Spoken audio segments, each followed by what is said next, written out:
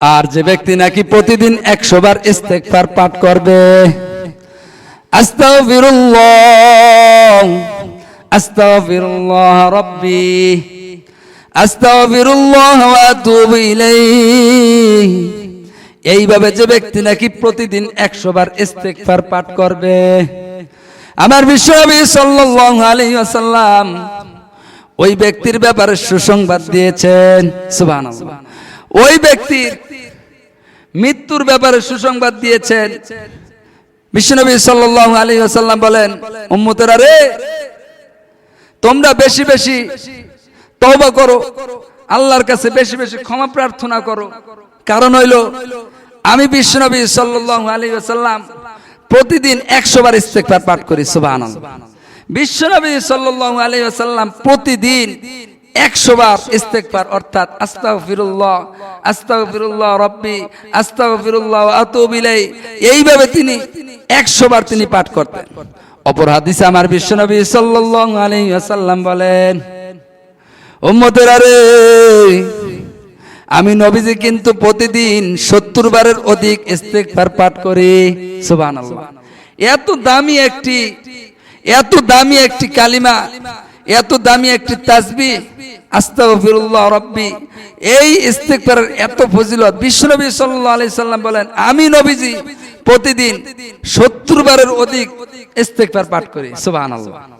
হাদিস খানা হযরত আবু হুরায়রা রাদিয়াল্লাহু তাআলা আনহু হতে বর্ণিত।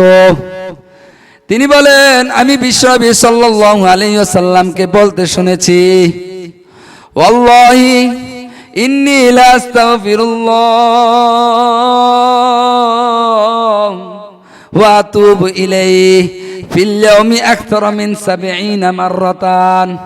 হযরত আবু হুরায়রা রাদিয়াল্লাহু তাআলা আনহু তিনি বলেন, আমি বিশ্বনবী সাল্লাল্লাহু আলাইহি ওয়াসাল্লামকে বলতে শুনেছি, ওয়াল্লাহি, আল্লাহর শপথ। বিশ্বনবী সাল্লাল্লাহু আলাইহি ওয়াসাল্লাম বলেন, আল্লাহি, আল্লাহর শপথ, ইন্নী লা আস্তাগফিরুল্লাহ ওয়া আতুবু ইলাইহি ফিল ইয়াউমি আকতারা মিন 70 মাররাতান, আমি প্রতিদিন 70 বারের অধিক ইস্তেগফার করি। প্রতিদিন আমি 70 বারের অধিক তওবা করি। সুবহানাল্লাহ। যার জীবনে ছিল না কোনো গুনাহ, যিনি নিষ্পাপ মাসুম ছিলেন আমার বিশ্বনবী সাল্লাল্লাহু আলাইহি সাল্লাম, এরপরও তিনি প্রতিদিন 100 বার, তিনি প্রতিদিন 100 বার তওবা করতেন। সুবহানাল্লাহ।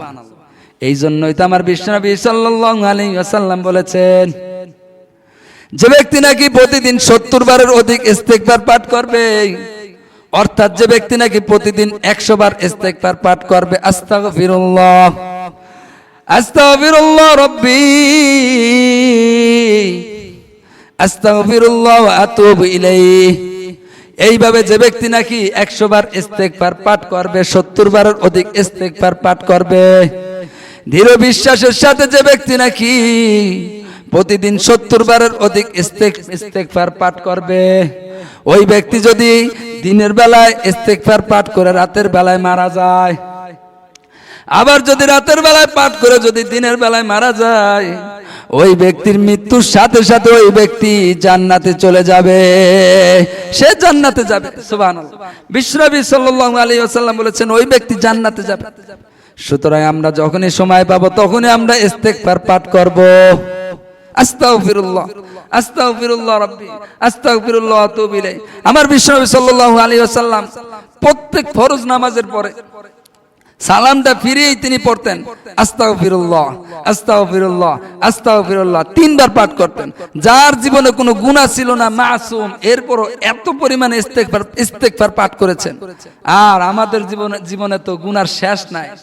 আমরা যখনই সময় পাবো, বসে আছি, দোকানে আছি, ব্যবসা প্রতিষ্ঠানে আছি, হাটে ঘাটে মাঠে যেখানেই থাকি না কেন, যদি একটু ফিরে থাকি, আমরা বলবো আস্তাগফিরুল্লাহ আস্তাগফিরুল্লাহ আস্তাগফিরুল্লাহ রাব্বি আস্তাগফিরুল্লাহ ওয়া আতুবু ইলাইহি, যদি আমরা বেশি বেশি ইস্তেগফার পাঠ করতে পারি।